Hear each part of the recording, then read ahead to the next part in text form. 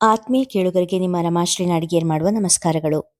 ನೀವೀಗ ಸೀತೆಯೋ ಶಾಕುಂತಲೆಯೋ ಧಾರಾವಾಹಿಯ 31ನೇ ಅಧ್ಯಾಯವನ್ನ ಕೇಳ್ತಾ ಇದ್ದೀರಾ.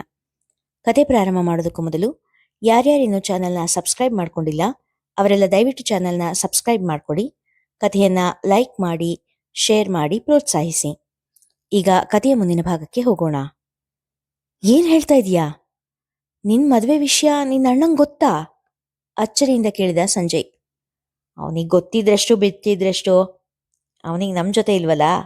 ಮೊದಲು ಈ ಸಮಸ್ಯೆಗೆ ಪರಿಹಾರ ಹುಡುಕು. ಸಂಜಯ್ ತಂದುಕೊಟ್ಟ ಫೋನ್ ಈಗ ಉಪಯೋಗಕ್ಕೆ ಬಂದಿತ್ತು. ಸ್ವಾತಿಯ ಬಳಿ ಫೋನ್ ಇರುವುದು ಯಾರಿಗೂ ತಿಳಿದಿಲ್ಲ. ಮನೆಯವರಿಗೆ ತಿಳಿಯದಂತೆ ಸಂಜಯನಿಗೆ ಫೋನ್ ಮಾಡಿ ವಿಷಯ ತಿಳಿಸಿದಳು. ಸರಿ, ನಾಳೆ ನಮ್ಮ ಮಾಮೂಲಿ ಜಾಗಕ್ಕೆ ಬಾ, ಮುಂದೆ ಏನ್ ಮಾಡೋದು ಅಂತ ಯೋಚನೆ ಮಾಡೋಣ, ಹೇಳಿದ ಸಂಜಯ್. ಹೇಗ್ ಬರೋದು?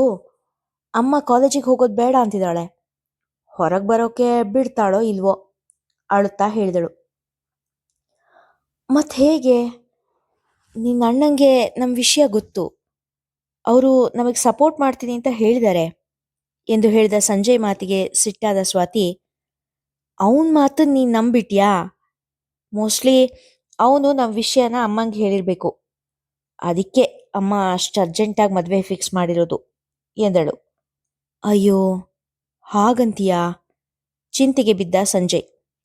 ನೋಡ್ ಸಂಜು, ನಿನ್ ಬಿಟ್ಟು ಬೇರೆ ಯಾರನ್ನಾದ್ರೂ ಮದುವೆ ಆಗ್ಬೇಕಾಗಿ ಬಂದ್ರೆ ನಾನು ಖಂಡಿತ ಜೀವಂತವಾಗಿರಲ್ಲ. ನಾನು ಬದುಕಿರ್ಬೇಕು ಅನ್ನೋ ಹಾಗಿದ್ರೆ ನನ್ನನ್ನು ಈಗಲೇ ಮದುವೆ ಆಗ್ಬಿಡು, ಬಿಕ್ಕುತ್ತಾ ಹೇಳಿದಳು. ಸ್ವಾತಿ, ನಿನ್ ಬಿಟ್ಟು ಬದುಕೋ ಶಕ್ತಿ ನಂಗೂ ಇಲ್ಲ. ಸಾಯೋ ಮಾತಾಡ್ಬೇಡ. ಇದಕ್ಕೆ ಪರಿಹಾರ ನಾಳೆ ಹೊತ್ತಿಗೆ ಯೋಚನೆ ಮಾಡಿರ್ತೀನಿ, ಬೆಳಿಗ್ಗೆ ಫೋನ್ ಮಾಡ್ತೀನಿ ಎಂದು ಹೇಳಿ ಕರೆ ಕತ್ತರಿಸಿದ. ಸ್ವಾತಿ ಅವನ ಮಾತಿನ ಮೇಲೆ ಭರವಸೆ ಇಟ್ಟು ತನ್ನ ಪ್ರೀತಿಗೆ ಜಯ ಕೊಡುವಂತೆ ದೇವರಲ್ಲಿ ಮೊರೆ ಇಟ್ಟಳು. ಸ್ವಾತಿಯಿಂದ ಬಂದ ಫೋನ್ ಸ್ವೀಕರಿಸಿ ಮಾತು ಮುಗಿಸಿ ಒಳಗೆ ಬರುವಾಗ ತಾಯಿ ರೂಮಿನಲ್ಲಿ ಯಾರ ಬಳಿಯೋ ಫೋನ್ನಲ್ಲಿ ಮಾತನಾಡುತ್ತಾ ಇದ್ದಿದ್ದು ಕೇಳಿಸಿತು. ಮಾತಿನ ಮಧ್ಯೆ ಪದೇ ಪದೇ ತನ್ನ ಹೆಸರು ಬರುತ್ತಿದ್ದ ಕಾರಣ ಅವರ ಮಾತಿಗೆ ಕಿವಿಗೊಟ್ಟ. ನೋಡಿ ಜಮುನಾ, ನಿಮ್ ಸ್ವೀಟಿಗೆ ನಮ್ ಸಂಜು ಹಿಡಿಸಿರ್ಬೋದು, ಆದ್ರೆ ನಮ್ ಸಂಜು ಆ ಥರ ಏನೂ ಹೇಳಿಲ್ಲ, ನಡ್ಕೊಂಡೂ ಇಲ್ಲ. ಹಾಗಾಗಿ ಈ ಮದುವೆ ಆಗೋದು ಅಷ್ಟು ಸುಲಭ ಇಲ್ಲ ಎನ್ನುತ್ತಿದ್ದರು ವಿಜಯಮ್ಮ ಫೋನಿನಲ್ಲಿ. ಅತ್ತಲಿಂದ ಏನು ಹೇಳಿದರೋ ತಿಳಿಯದಾಯಿತು ಸಂಜುವಿಗೆ. ಸರಿ, ನೋಡೋಣ, ಸಂಜು ಹತ್ರ ಒಂದ್ಸಾರಿ ಮಾತಾಡ್ತೀನಿ ಎಂದು ಹೇಳಿದ ವಿಜಯಮ್ಮ ಕರೆ ಕತ್ತರಿಸಿದರು. ಸಂಜು ತಾಯಿಯ ರೂಮಿನ ಒಳಗೆ ಕಾಲಿಡಬೇಕು ಎನ್ನುವಷ್ಟರಲ್ಲಿ ಅವರ ಕೋಣೆಯಿಂದ ಸ್ವೀಟಿಯ ದನಿ ಕೇಳಿಸಿತು. ನೋಡಿದ್ರಾತೆ, ನಾನು ಹೇಳಲಿಲ್ವಾ, ನನಗೋಸ್ಕರ ನಮ್ಮ ಪಪ್ಪ ಮಮ್ಮಿ ಎಷ್ಟು ದುಡ್ಡು ಬೇಕಾದರೂ ಕೊಡ್ತಾರೆ. ನೀವು ಸಂಜುನ್ ಒಪ್ಪಿಸ್ತೀನಿ ಅಂತ ಹೇಳಿ ಏನು ಬೇಕಾದರೂ ಕೇಳಿ, ಒಡವೆ, ಜಮೀನು, ಮನೆ ಏನು ಕೇಳಿದ್ರೂ ಕೊಡ್ತಾರೆ ಎನ್ನುತ್ತಿದ್ದಳು. ಏನೋಮ್ಮ, ನೀನು ಹೇಳಿದೆ ಅಂತ ನಾನು ಕೇಳಿದೆ. ನೀನು ನನ್ನ ಮುದ್ದು ಸೊಸೆ, ಈ ಮನೆ ಮಹಾಲಕ್ಷ್ಮಿ. ಗಾಳಿಯಲ್ಲಿ ಕೈಯಾಡಿಸಿ ಸ್ವೀಟಿಯ ದೃಷ್ಟಿ ತೆಗೆದರು.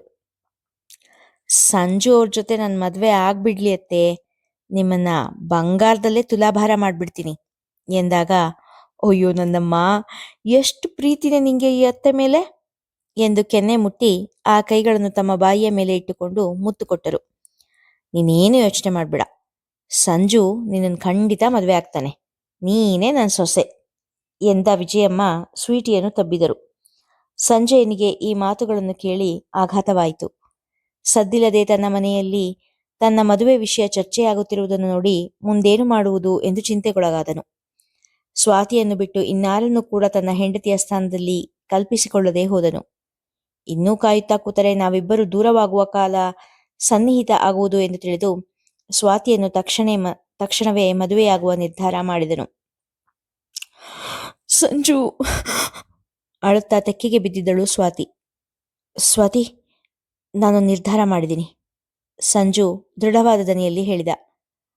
ನಿನ್ನ ನಿರ್ಧಾರಕ್ಕೆ ನನ್ನ ಒಪ್ಪಿಗೆ ಇದೆ, ತಕ್ಷಣವೇ ಹೇಳಿದಳು ಸ್ವಾತಿ. ಏನ್ ನಿರ್ಧಾರ ಅಂತ ಕೂಡ ಕೇಳಲ್ವಾ ಸ್ವಾತಿ? ಕಣ್ಣರಿಸಿ ಕೇಳಿದ ಸಂಜಯ್. ನಾನು ನಿನ್ನನ್ನು ನಂಬ್ತೀನಿ ಸಂಜು, ನೀನು ಏನೇ ನಿರ್ಧಾರ ಮಾಡಿದ್ರೂ ತುಂಬ ಯೋಚನೆ ಮಾಡೇನೆ ಮಾಡಿರ್ತೀಯ, ವಿಶ್ವಾಸದಿಂದ ನುಡಿದಳು ಸ್ವಾತಿ. ನಾನು ನಿನ್ನನ್ನು ಮದುವೆ ಆಗೋಕ್ಕಾಗಲ್ಲ ಅಂತ ಹೇಳಿದ್ರೆ? ಕಣ್ಣು ಕಿರಿಗೊಳಿಸಿ ಪ್ರಶ್ನಿಸಿದ. ನನಗೆ ಈ ಭೂಮಿ ಋಣ ಮುಗಿದೋಯ್ತು ಅಂತ ಅನ್ಕೊಳ್ತೀನಿ. ಸ್ವಾತಿ ಹೇಳಿದಾಗ ಅವಳನ್ನು ಬಾಚಿ ತಬ್ಬಿದ. ಸ್ವಾತಿ, ಇವತ್ತೇ ನಮ್ಮ ಮದುವೆ, ನಿಟ್ಟುಸಿರು ಬಿಟ್ಟು ಹೇಳಿದ ಸಂಜಯ್. ಖುಷಿಯಿಂದ ಸಂಜುವನ್ನು ತಬ್ಬಿದಳು.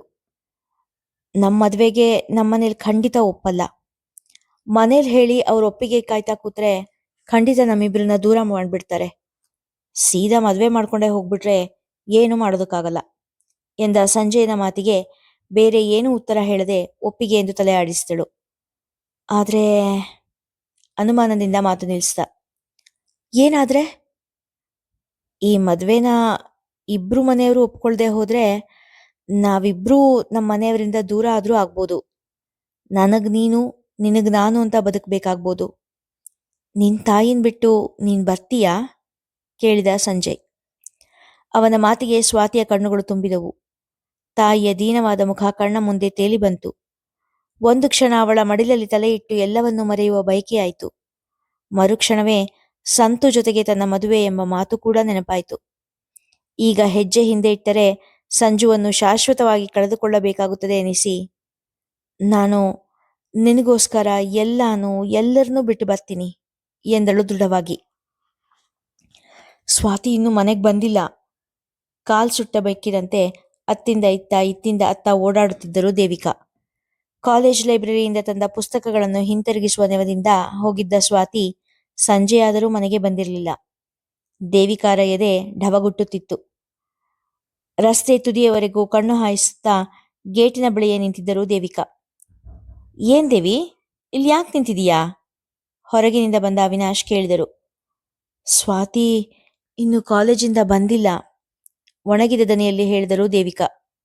ಬರ್ತಾಳ್ ಬಿಡು, ಟೆನ್ಷನ್ ಯಾಕೆ? ಅಂದಹಾಗೆ ಇನ್ಮೇಲೆ ಕಾಲೇಜಿಗೆ ಕಳ್ಸಲ್ಲ ಅಂದಿದ್ಯಲ್ಲ? ಪ್ರಶ್ನಿಸಿದರು. ಅದೇನೋ ಲೈಬ್ರರಿ ಬುಕ್ ಕೊಟ್ಟು ಬರ್ತೀನಿ ಅಂತ ಹೇಳಿದ್ಲು ಎಂದು ಹೇಳುವಷ್ಟರಲ್ಲಿ ಮನೆ ಮುಂದೆ ಆಟೋ ಬಂದು ನಿಂತಿತ್ತು. ಸ್ವಾತಿ ಸಂಜಯ್ ಹಾರ ಹಾಕಿಕೊಂಡು ಮನೆಯ ಮುಂದೆ ಬಂದು ನಿಂತಿದ್ದರು. ಅಯ್ಯೋ ಸ್ವಾತಿ, ಇದೇನ್ ಮಾಡ್ಕೊಂಡ್ಬಿಟ್ಟಿಯೇ? ಕುಸಿದುಕೊಂಡು ಹೋದರು ದೇವಿಕಾ. ಸ್ವಾತಿ! ಅವಿನಾಶ್ ಅವರು ಕೂಗಿದ ಸದ್ದಿಗೆ ಒಳಗಿದ್ದ ರೇಣುಕಾ, ಸಂತು ಇಬ್ಬರೂ ಹೊರಗೆ ಬಂದಿದ್ದರು. ವಧುವರರಾಗಿ ನಿಂತಿದ್ದ ಸ್ವಾತಿ ಸಂಜಯನನ್ನು ನೋಡಿದ ರೇಣುಕಾ ಅವರಿಗೆ ಸಿಟ್ಟು ತಡೆಯಲಾಗಲಿಲ್ಲ. ತಮ್ಮ ಕನಸುಗಳೆಲ್ಲ ಕಣ್ಣೆದುರಿಗೆ ಉರಿದು ಬೂದಿಯಾಗಿದ್ದನ್ನು ಕಂಡು ರಕ್ತ ಕುದಿಯಿತು.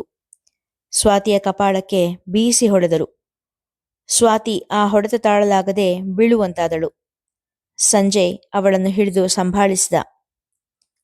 ಅಮ್ಮ, ಇವರು ಸಂಜಯ್ ಎನ್ನುತ್ತಿದ್ದವಳ ಮಾತಿಗೆ ಕೈ ಅಡ್ಡ ಹಾಕಿದ ದೇವಿಕಾ ಅಲ್ಲಿಂದ ಹೊರಟು ಹೋಗುವಂತೆ ಕೈಯಲ್ಲಿ ಸನ್ನೆ ಮಾಡಿ ತೋರಿಸಿದರು.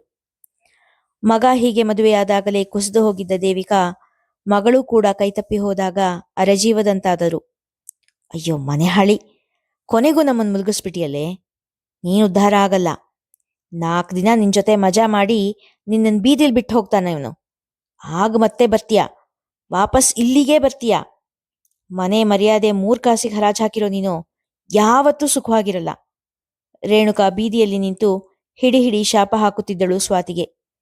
ದೇವಿಕಾ ಒಂದು ಬದಿಯಲ್ಲಿ ಕುಳಿತು ಅಳುತ್ತಾ ಇದ್ದರೆ ಅವಿನಾಶ ತನ್ನ ಕನಸು ಭಗ್ನವಾದ ಕೋಪದಲ್ಲಿ ಕಣ್ಣಿನಲ್ಲೇ ಕೆಂಡ ಕಾರುತ್ತಿದ್ದ. ಹೋಗು, ಇಲ್ಲಿಂದ ಹೊರಟು ಹೋಗು, ನಮ್ಮ ಕಣ್ಣಿಂದ ದೂರ ಹೋಗ್ಬಿಡು. ರೇಣುಕಾ ಹಾಕುತ್ತಿದ್ದ ಶಾಪ ಕೇಳಲಾಗದೆ ದೇವಿಕಾ ಸ್ವಾತಿಗೆ ಹೇಳಿದರು. ಮಕ್ಕಳು ಏನೇ ತಪ್ಪು ಮಾಡಿದರೂ ಹೆತ್ತ ಹೊಟ್ಟೆ ಅವರಿಗೆ ಕೆಟ್ಟದನ್ನು ಬಯಸುವುದಿಲ್ಲ. ಹಾಗೆ ಇನ್ನೊಬ್ಬರು ಅವರಿಗೆ ಕೆಟ್ಟದನ್ನು ಬಯಸುವುದನ್ನು ಕೇಳಲೂ ಆಗದು. ಸ್ವಾತಿ ಜೋರಾಗಿ ಅಳುತ್ತಿದ್ದಳು. ಮಾ ಕ್ಷಮಿಸ್ಬಿಡಮ್ಮ, ಕ್ಷಮಿಸ್ಬಿಡಮ್ಮ ಎಂದು ತಾಯಿಯ ಬಳಿ ಹೋಗಲು ಇದ್ದವಳನ್ನು ದೂಡಿದ ಅವಿನಾಶ. ಸ್ವಾತಿ, ಸಂಜಯ್ ಇಬ್ಬರನ್ನು ಕೊಚ್ಚಿ ಹಾಕುವಷ್ಟು ಸಿಟ್ಟು ಬಂದಿತ್ತು ಅವನಿಗೆ. ಅವರು ತಳ್ಳಿದ ರಭಸಕ್ಕೆ ಸ್ವಾತಿ ಬಿದ್ದು ಬಿಟ್ಟಳು. ಅವಳ ಕಣ್ಣೀರು, ನೋವು ಎರಡನ್ನೂ ನೋಡಲು ಆಗಲಿಲ್ಲ ದೇವಿಕಾಳಿಗೆ. ಸಂಜಯನ ಕಡೆ ತಿರುಗಿ, ಇನ್ಮೇಲೆ ಈ ಮನೆಗೂ ನಮಗೂ ಅವಳಿಗೂ ಏನೂ ಸಂಬಂಧ ಇಲ್ಲ. ಕಟ್ಕೊಂಡಿದ್ಯಾ, ಚೆನ್ನಾಗಿ ಬಾಳ್ಸು. ಇಲ್ಲಿಂದ ಕರ್ಕೊಂಡು ಹೋಗವಳನ್ನ, ಇನ್ಯಾವತ್ತೂ ಈ ಕಡೆ ಬರಬೇಡಿ ಎಂದು ಹೇಳಿ ದಡದಡನೆ ಒಳಗೆ ಹೋದರು. ಬಂದ ದಾರಿಗೆ ಸುಂಕವಿಲ್ಲ ಎಂಬಂತೆ ಸ್ವಾತಿ, ಸಂಜಯ್ ಇಬ್ಬರು ಅಲ್ಲಿಂದ ಹೊರಟು ಹೋದರು.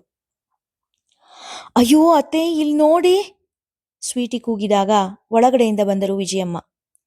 ಮಗನ ಜೊತೆಯಲ್ಲಿ ಸುಮಾರಾದ ಒಂದು ಹೆಣ್ಣು. ಮನಸ್ಸು ಕೇಡನ್ನು ಶಂಕಿಸಿತು. ಇಬ್ಬರ ಕೈಲಿದ್ದ ಆಹಾರ, ಆ ಹೆಣ್ಣಿನ ಕೊರಳಲ್ಲಿದ್ದ ಹಸಿ ಅರಿಶಿಣದ ದಾರ ನಿಜ ವಿಷಯವನ್ನು ಅರುಹಿದರೂ ನಂಬಲು ಸಿದ್ಧರಿರಲಿಲ್ಲ.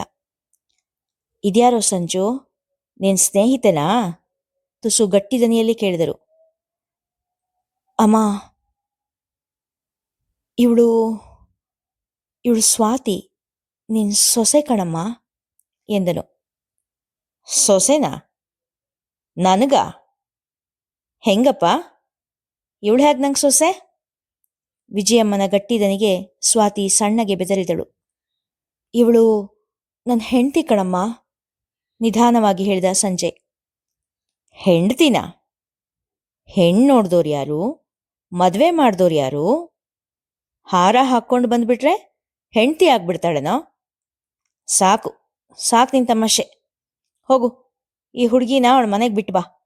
ಹಾಳು ಮೂಳು ಪಿಕ್ಚರ್ ನೋಡೋದು, ಲವ್ವು ಮದುವೆ ಅನ್ನೋದು. ಜೋರು ಮಾಡಿದರು ಮಗನಿಗೆ. ಅಮ್ಮ, ಇಂಥ ವಿಷಯದಲ್ಲಮ್ಮ ಏನಮ್ಮ ತಮಾಷೆ? ನಾನು ತಾಳಿ ಕಟ್ ಕರ್ಕೊಂಡು ಬಂದಿದ್ದೀನಿ. ಸಂಜಯ್ ಕೇಳಿದಾಗ, ಯಾರನ್ ಕೇಳಿ ತಾಳಿ ಕಟ್ಟದೆ? ಈ ಕಟ್ಟಿದ ಕೈಲೇ ಬಿಚ್ಚಾಕಿ ಮನೆಗೆ ಬಿಟ್ಟು ಬಾ ಗುಡುಗಿದರು. ಸ್ವಾತಿಯ ಕಣ್ಣೀರಿಗೆ ಕೊನೆಯಿಲ್ಲದಾಯ್ತು. ಏನ್ ಮಾತು ಅಂತ ಆಡ್ತಿದ್ಯಮ್ಮ? ನಾನ್ ದೇವರ ಸಾಕ್ಷಿಯಾಗಿ ತಾಳಿ ಕಟ್ಟಿದ್ದೀನಿ. ಇವಳು ನನ್ನ ಹೆಂಡತಿ. ಇವಳನ್ ಬಿಡೋದು ಸಾಧ್ಯನೇ ಇಲ್ಲ. ಸಂಜಯನ ದನಿ ಮೃದುವಾಗಿದ್ದರೂ ದೃಢವಾಗಿತ್ತು. ಇವಳನ್ ಬಿಡೋಕಾಗ್ದೇ ಇದ್ರೆ ಮನೆ ಬಿಟ್ಟು ಹೊರಡು, ಸಿಟ್ಟಿನಲ್ಲಿ ಚೀಲ್ದರು ವಿಜಯಮ್ಮ. ಸಂಜಯ್, ಸ್ವಾತಿ ಇಬ್ಬರೂ ಅಲ್ಲಿಂದ ಹೊರಟರು. ಇವರಿಬ್ಬರ ಮುಂದಿನ ಪಯಣ ಎತ್ತ ಸಾಗುವುದು ನೋಡೋಣ ಮುಂದಿನ ಸಂಚಿಕೆಯಲ್ಲಿ. ಕಥೆ ಇಷ್ಟವಾಗಿದ್ರೆ ಹೆಚ್ಚು ಜನರಿಗೆ ಶೇರ್ ಮಾಡಿ, ಕಥೆಯನ್ನು ಲೈಕ್ ಮಾಡಿ, ಹಾಗೆ ಕಾಮೆಂಟ್ ಸೆಕ್ಷನಲ್ಲಿ ನಿಮ್ಮ ಅಭಿಪ್ರಾಯ ತಿಳಿಸಿ ಪ್ರೋತ್ಸಾಹಿಸಿ. ಧನ್ಯವಾದಗಳು.